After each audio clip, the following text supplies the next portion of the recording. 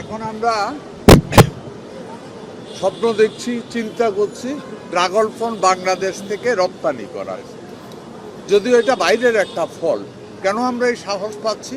আমাদের ওয়েদারের কারণে এখানে যে ড্রাগন ফল উৎপাদিত হয় অত্যন্ত টেস্টি, যেটা বাইরের ড্রাগন ফল এত মিষ্টি বা এত টেস্টি হয় না।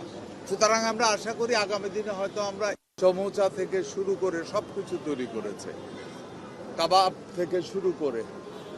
মজার ব্যাপার হলো এই কাঁঠালের কাবাব বা কাঁঠালের সবজি ফুড ভ্যালুতে কিন্তু এটা অনেক হাই, এবং বিশ্বের বেশ কয়েকটা দেশ আমাদের সাথে কথা বলছে আমাদের থেকে কাঁঠাল নিয়ে এই ধরনের প্রোডাক্ট তৈরি করার জন্য।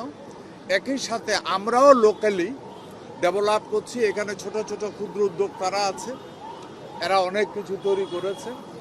এক কথায় আমি বলতে পারি বাংলাদেশ আগামী দিন অলরেডি এরই ভিতরে আম, আনারস, কাঁঠাল রপ্তানি শুরু হয়েছে। এই বছর বোধহয় আমাদের কাঁঠাল রপ্তানি আরো অনেক বেড়ে যাবে। আমরা চায়নার সাথে একটা কন্ট্রাক্টে আসছি। আগামী দিনে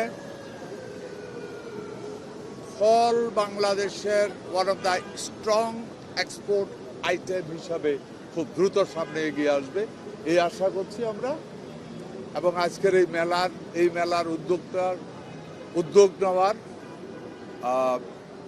কৃষি মন্ত্রণালয়ের প্রধান মূল কাজটাই হলো মানুষকে আরো চাষের জন্য এবং কেনার জন্য উৎসাহিত করা।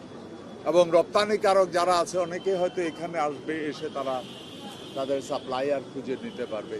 আগামী দিনগুলিতে আমরা আশা করি আমাদের আরো কিছুদিন যাওয়ার পরে ফলের রপ্তানিকে বাড়ানোর জন্য আমরা দেশ বিদেশেও ফেয়ার করা শুরু করবো। কৃষি বাজেট একটু বলতেন, মানে কৃষকের বলছেন যে প্রত্যাশার তুলনায় কৃষি বাজেটটা একটু কম হয়ে গেছে। জি, কৃষি বাজেটে বরাদ্দটা একটু কম হয়ে গেছে, অনেকে বলছিল। না, আপনাদের মূল্যায়নটা কি? কৃষি তো আসলে খাদ্য নিরাপত্তা সূচক জরুরি। কৃষি বাজেট গত বছর যে বাজেট ছিল তার থেকে 10.35 or something like that বেড়েছে। গত বছরের তুলনায় 10% কৃষি বাজেট বেড়েছে।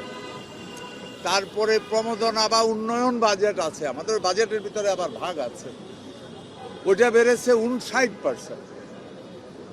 তো অনেক বেড়েছে। যারা বলে তারা হয়তো হিসাব করে নাই ওইভাবে। আপনি যদি তুলনা করেন তাইলে দেখবেন এবারের বাজেট অতীতের যে কোনো বাজেট থেকে বৃহত্তম বাজেট কৃষির উপরে, কারণ আমরা কৃষিকে নিয়েই আমাদের মূল পরিকল্পনা। ধন্যবাদ আপনাদেরকে। আসসালামু আলাইকুম। ধন্যবাদ।